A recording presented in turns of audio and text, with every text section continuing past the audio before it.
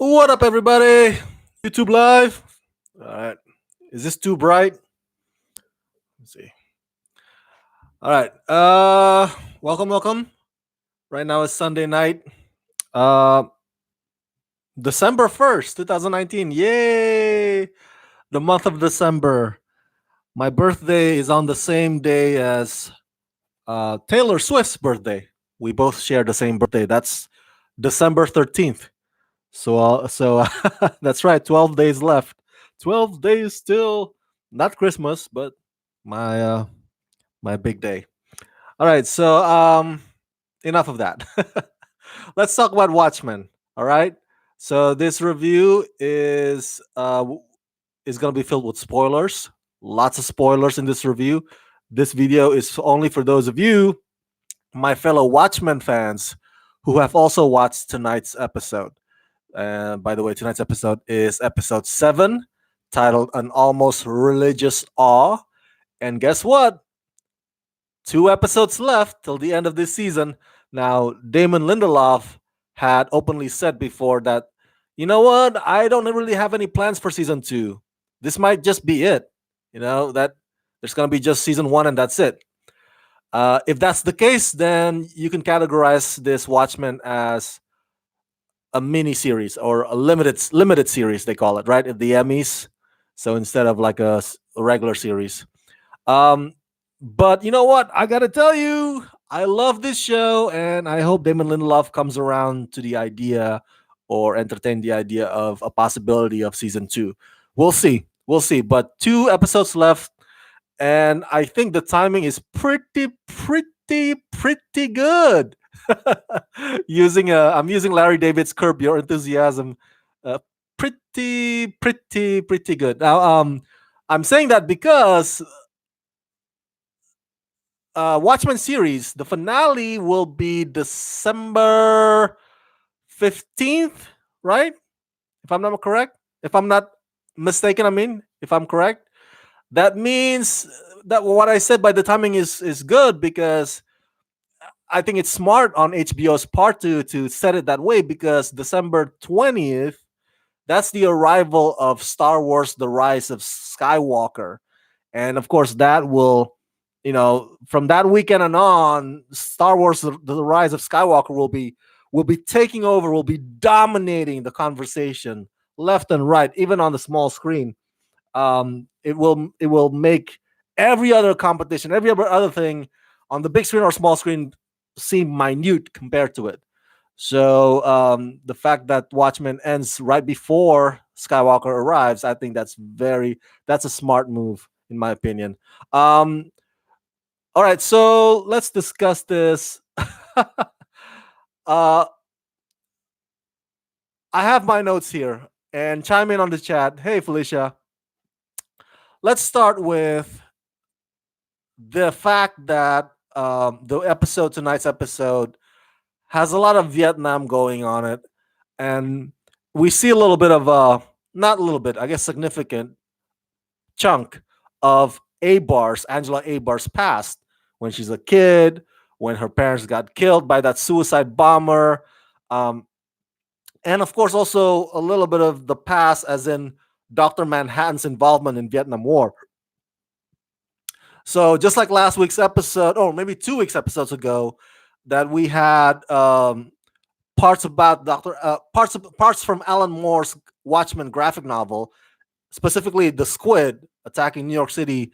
That part was included in that episode regarding Looking Glass. In this one, we get to see, apparently Dr. Manhattan, had a thing with Vietnam War. That's also part of the canon, if you will. I just want to comment real quick. The idea that Vietnam became the 51st state, man, that you gotta. I don't know about you, but for those of us who learn or who love history, us history buffs, the idea of like the possibility of like, something like Vietnam being the 51st state, it's so eerie, man. Like, you, in the back of your head, you kind of wonder, maybe that because Vietnam War lasted about 20 years, you wonder, like, there's always these kinds of theories as to why America was so involved for so long in that area or that region. People say, oh, because America wants to defeat communism, or it's an ideology thing, or the corporation wants a bit of Vietnam's natural resources. So all these theories, and all of them might be true. And another theory is like maybe America did want to have another territory, just like America has its own territory right now with Guam, Puerto Rico, even though they're not really states. So it just in the back of my head is like, wow, that must be quite um, not something entertaining. What's the adjective I'm looking for? But for history buffs, it might be something like, wow, the idea that's quite something big. Especially if you have learned that that era, that history about the Vietnam War. And in this episode tonight, we get to see the influence of Dr. Manhattan in Vietnam. Like they have Dr. Manhattan figurines, Dr. Manhattan string dolls. At one point, the kids were making Dr. Manhattan kind of like it's some kind of a factory. It just so it permeates in their culture. It's like Dr. Manhattan, this figure, this godlike figure. It's fascinating. I wrote on my note here that because we've talked about how weird Damon Lindelof gets in his shows, or not in his shows, like about his shows, like The Leftover and Lost. All his shows are weird, right? Including Watchmen. But I mentioned to you that no matter how weird they get, they never put me off. It's the kind of weird that I find myself drawn to. Like I can't get enough of that weird. In tonight's episode, that weird manifests itself in uh, this Dr. Manhattan being part of the Vietnamese culture. What's the other one? Oh yeah, the elephant. What's up with that? The elephant in in the laboratory. I was like, that is so weird. And there's another weird also. The piglets running around in the trial of Adrian Veidt. Oh, like all this imagery, just like so off the walls. Like you wondering, like what in the world? Um, if you thought that the Watchmen that was created by Alan Moore and got adapted into Zack Snyder movies was already filled with a bunch of weird stuff, wow, Damon Lindelof just came in and said, "Hold my beer." Okay, the let's talk let's talk a bit about before we get to the revelation or reveal about Dr. Manhattan at the end of the episode tonight. Let's talk a bit about Laurie Blake with her finding out the revelation or the reveal about Jane Crawford. I personally did not see that coming, but I kind of was upset a little bit that Laurie Blake did not see that coming. I was hoping that throughout this season, throughout these past 6 episodes, Laurie Blake has successfully sold me, the idea that she is just an amazing FBI agent, and she's so intuitive, persuasive. She, uh, she can she can tell when somebody lies. She she's very deductive, not seductive, deductive. She's a good cop, right? So I get that the whole surprise thing with the trapdoor and Jane Crawford being in on it is good for the story, but a part of me is like, wow, Laurie Blake, the Laurie Blake did not see that coming. Wow. So either she got rusty, her age, over the years probably got to her, or she's just not. I don't know. Maybe she has a blind spot, but for me, that's my reaction. I was like, "Whoa, Jane Crawford is in on it." My other part of that reaction is like, "What, Laurie Blake? Come on, you should have anticipated this. It would have been a better twist if Jane revealed herself to Laurie Blake in this episode, and then Laurie Blake counteracted that or responded to that with like, with the upper hands, like, oh, you thought you were gonna press that button and I would go down, right? Aha! I got the chip from that button. You can, getting ahead of her kind of thing. But no, snap. Um, the whole thing with Senator Joe being the leader of the Rorschach or the Seventh Cavalry. Um, I Okay, you know what? Let's leave that for the last because I want to talk about that with Doctor Manhattan. Let's go to my next note here. Memory pills. Memory pills. Okay. I didn't discuss it last week. I want to say real quick that I think this is a fantastic idea. So if any scientists out there, or maybe the Elon Musk of biology, wherever they may be, they should totally invent this thing. It's fantastic. I was watching it throughout this season. I was like, wow, the concept of memory pills, like you store your memories, right? And then you can harvest it when you get older, when you have Alzheimer or when you start getting senile. You can kind of revisit that memory again, or those memories again, or you can harvest it into um, somebody else's body. In this case, the revelation about, or the reveal about uh, Dr. True's mother now being not her daughter, that's her mother. So I was like, God, that is amazing. This nostalgia thing. No wonder she's a trillionaire. We somebody has to invent this thing. And I was watching it, and I was thinking, like, you know how in our world today, in present day, Nike or all these companies, they want to make the technologies from Back to the Future movies a reality. I think Nike did power laces, or tried to at least do power laces a few years ago. And then there's other companies trying to do hoverboards. Right? It's kind of like that. I mean, years from now, somebody would uh, try to make the technologies or the concepts from this Watchmen series a reality. Just like that room where Angela Abar touches like one region or one city of the world on that freaking globe, and then the prayer, right, comes up, the prayer to Dr. Manhattan from all the people around the world. Dude, it'd be pretty cool if somebody creates that too. So, but nostalgia, the memory pills, whoever gets to make that happen, he will be so devilishly wealthy, because as we get older, man, we keep losing. Sometimes I keep having memory loss from time to time, or memory lapse, if you will. Not that I'm getting senile, but it's just like sometimes I get like, oh, what's that word again? Or like, oh, yeah, we were there, weren't we? Oh yeah, who was that with us again? Who was that guy? Dude, memory is so precious, dude. Everybody will need that. Everybody will be paying for that shit. Okay. So yeah, just want to comment on that real quick. Again, before we get to Senator Joe and Dr. Manhattan, we'll save that one for the best for last. Adrian Veidt. Let's talk about a bit about Adrian Veidt. Hey, Reginald, what's up, brother? Hit that like button. Yes, Kik Jokowski says the episode was insane. Yes, it was indeed insane.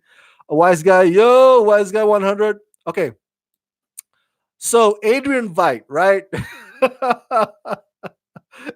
is on trial in this episode. You guys saw it. Oh, is it just me, or it seems like Damon Lindelof is toying with this character?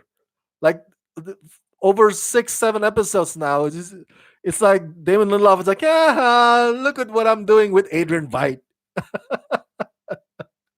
And now he's in this little mock trial, or faux trial, if you will, and where the prosecutor and the jury are all the clone butlers that he himself cloned. And then, like I said earlier, the piglets come, and then he farted. I was like, Again, that falls under what I said earlier. Damon Lindelof's kind of weird, but it's the weird that doesn't put us off. It's the weird that we can't get enough of.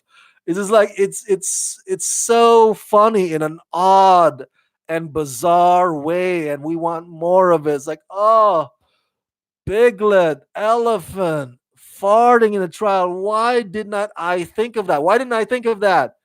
Damn you, Damon Lindelof. It's like Adrian Veidt's story is kind of separate from Angela Abar. We don't know how it connects. Eventually, maybe it'll connect in these last two episodes, these next couple of weeks. Um, but for what it is, even though it's separate, oh man, it's like it's like a dark comedy. You know, I think Adrian Veidt's storyline is like a dark comedy, um, uh, bizarre, disturbing. Um, Unexpected, like really like a freaking curveball. So I don't know what else to say. I don't know what else to say. I'm speechless whenever I watch Adrian Veidt's storyline in this series, especially tonight when the prosecutor keeps saying, "Thou shalt not leave." That keeps bringing me back to Gandalf. You shall not pass. uh, and then True's Lady True's daughter, not daughter but mother, was doing some kind of a Rorschach test on Angela Abar. So there's little, here and there, there's little things that Damon Lindelof puts that kind of um, like pays homage to Alan Moore's plot in the graphic novel, or it pays homage to the characters, or it pays homage to certain elements here and there, even though Damon Lindelof may not necessarily include them all in totality or as a whole. So brilliant, brilliant. I don't know what else to say. This is a great way of bringing this classic Watchmen, most celebrated graphic novel story to this generation. It's a brilliant way to do that. Okay, let's end on this. The Senator Joe and the reveal or revelation about Doctor Manhattan. Did any of you guys see that coming? Because I sure as hell did not. Holy shit! Holy shit! What's your reaction to that? Because my reaction to that is like genius, genius. And the other reaction is like, oh snap! What's gonna happen now? The whole thing with Angela Abar's husband Cal being, you know what? Oh, dude, and the whole plan, the master plan by Senator Joe that, like Lady True explains. Oh, the white supremacists want to capture Doctor Manhattan and become them. Because Doctor Manhattan is like the most powerful being, right? Could you imagine the horror of having white supremacists having that much power, like Dr. Manhattan global level of power? That is insane. But you got to give him credit for thinking big, though. You know, they're like, oh, what can we do to expand our racism and white supremacy? All right, yeah, let's become the most powerful being ever, and then we can actually, be invincible. The most invincible group of white supremacists ever. That, and we're gonna be radioactive, so nobody can actually kill us, and we're gonna be living eternally, and we can also bring our white supremacy to Mars if we want to, spread it there. Holy crap! Oh my god! It's the surprises. It's just leave it to Damon Lindelof, man, to take what this what is considered as the like a big epic comic book story, and not only adapt it to adjust it to our timeline or to our society today, with the whole police brutality and the racism thing, uh but also, man, the the whole twist that happens in tonight's episode, to me, that is the sense of originality by Damon Lindelof kicking in. You know, it's like, here it is. Here's here's something that I've made. Yeah, I've taken this and made it my own, and that's what happens with that twist tonight. I was like, whoa, jeez. And I gotta be honest with you, I don't know how to theorize what will happen in the last few episodes. I can't. Usually I can. Usually I'll be like, maybe this is what's gonna happen. Maybe she's gonna do this, or Doctor Manhattan's gonna reappear, maybe, or maybe the Vite's gonna. But no, now with that reveal today and the whole plan by the Seventh Cavalry, I if if that is what's gonna transpire, then what we're about to see in the last two episodes will be the most expensive visually the most visually expensive episodes ever. It's gonna be really stunning. That much, I think we can speculate or assume. Let's go to the chat here.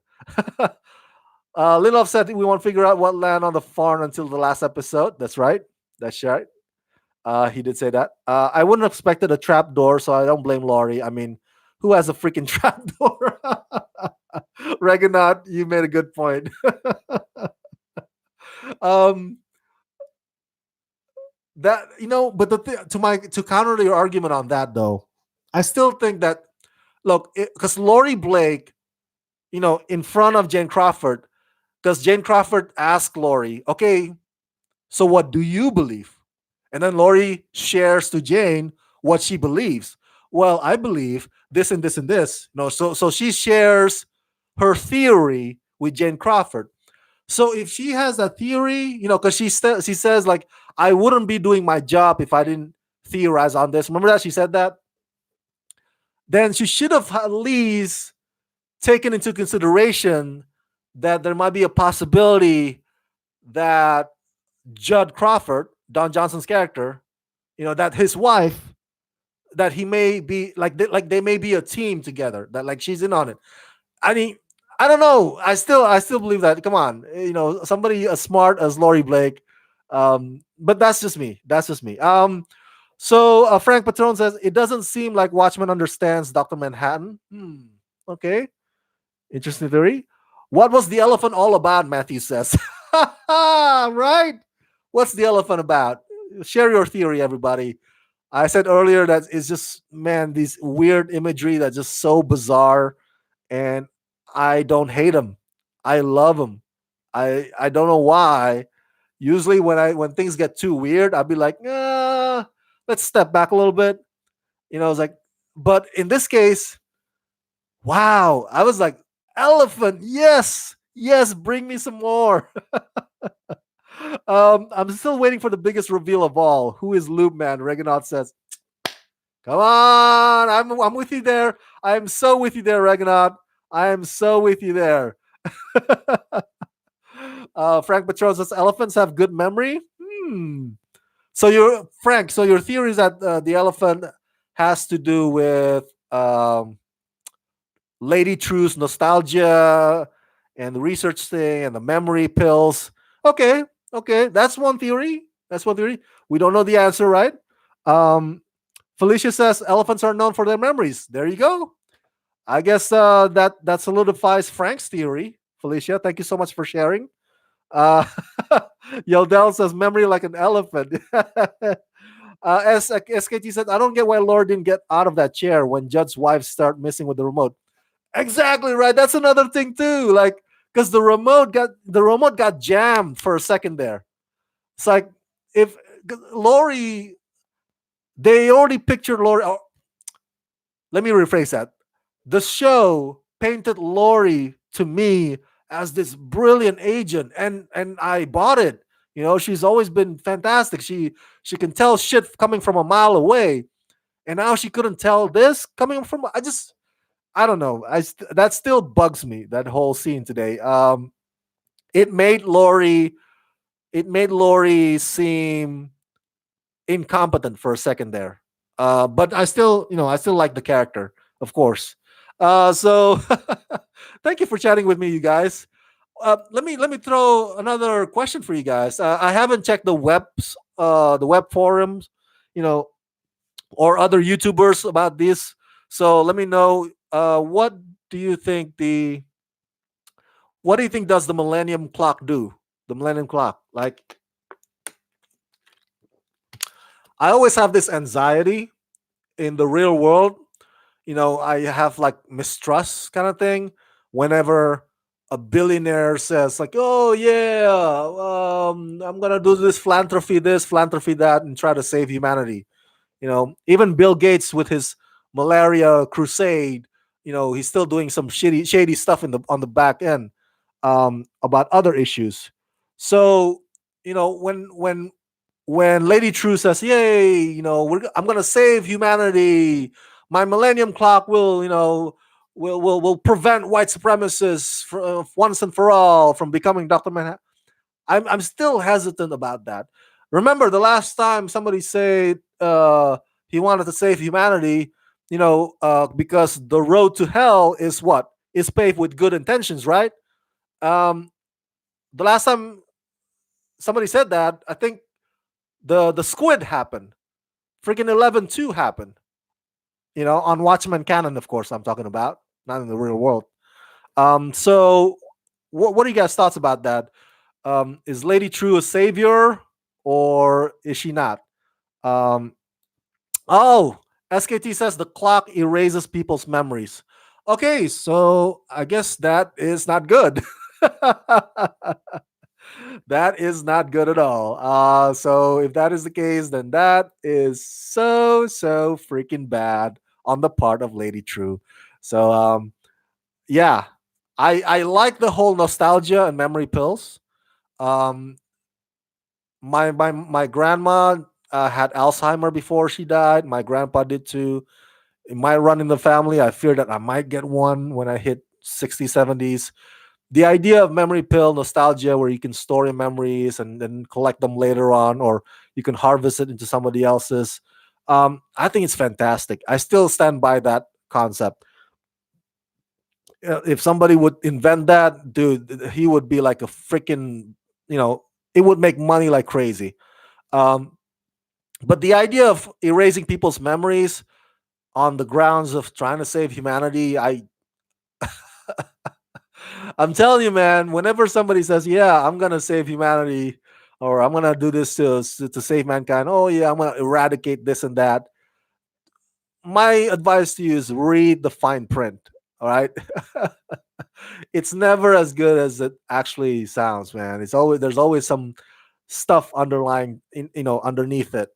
So yeah, that's it. Those are all the things that I have on my notes from today's episodes. From today's episode. Sorry for my long rant. Sometimes I can talk a lot. So, what did you guys think about today's episode? Do you agree or disagree with my assessment?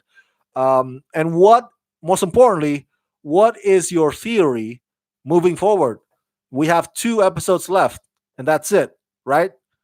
2 episodes left. And what is your theory? What do you think is going to happen in these last 2 episodes? Knowing, you know, Keeping in mind, knowing that what happened or the reveal in today's episode regarding Dr. Manhattan and Cal and Angela Abar. Oh, it's so good. Oh my God. HBO, man. HBO, home of amazing storytelling. It's been a great year. Now we're closing 2019. I just want to say HBO, not just Game of Thrones final season. People have misgivings about how that season ended. That's fine, but Euphoria, oh, Euphoria was amazing. Oh man, The Righteous Gemstones, amazing, and now Watchmen. Ah, damn, HBO, you've done it again.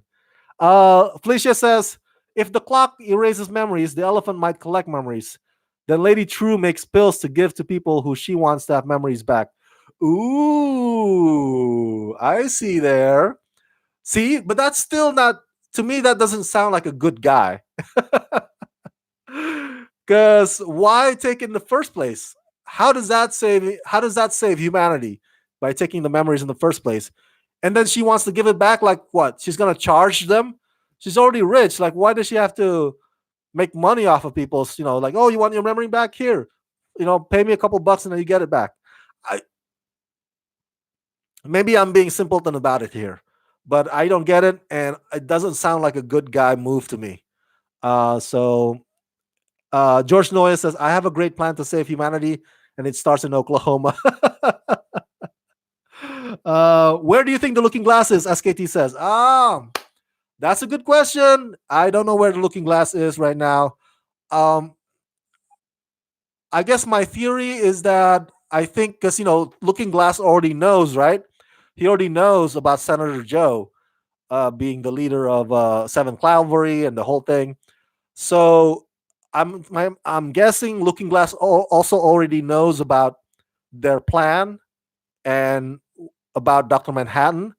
So maybe next week's episode we get to see that other half that we don't see in today's episode regarding where Looking Glass is and what he's doing to prevent the Seventh Cavalry from executing their plans. So maybe that next week's episode we get to see that. Um, so yeah, Vicious Migo is here. Oh, I don't know what I missed, but hear me out. What's up with the elephant? Yes, that is the question that we've all been asking all evening. Vicious Migo, what's up with the elephant in the room?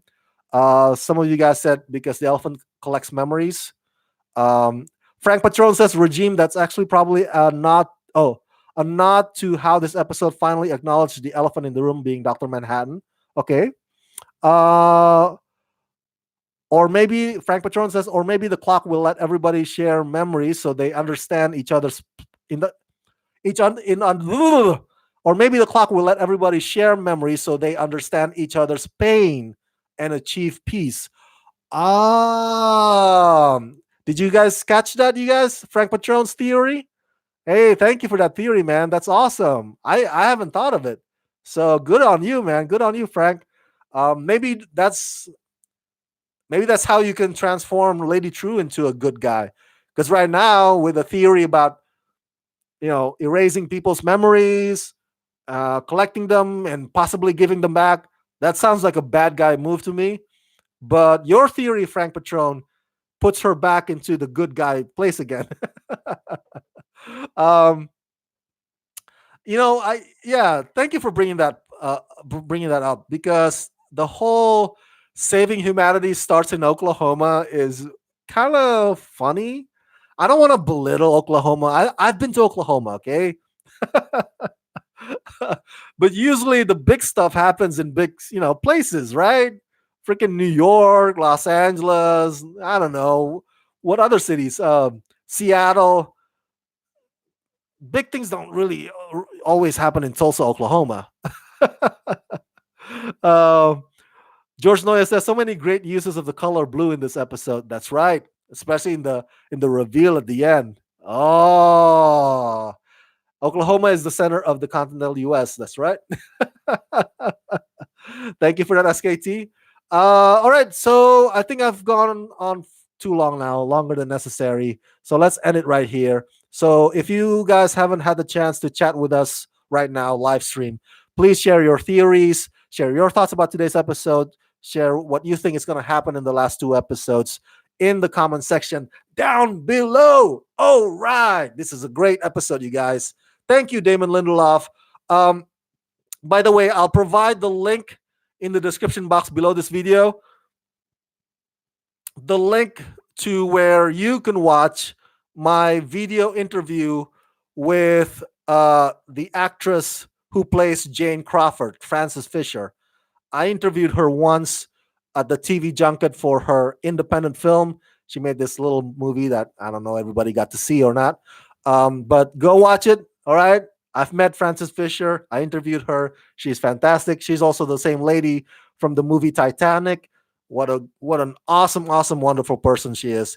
So go watch it. I'll provide the link in the description box below this video. Subscribe to my channel, press that like button, and ring that bell. And if you can help support me, please do so at patreon.com/ramascreen. That's patreon.com/ramascreen.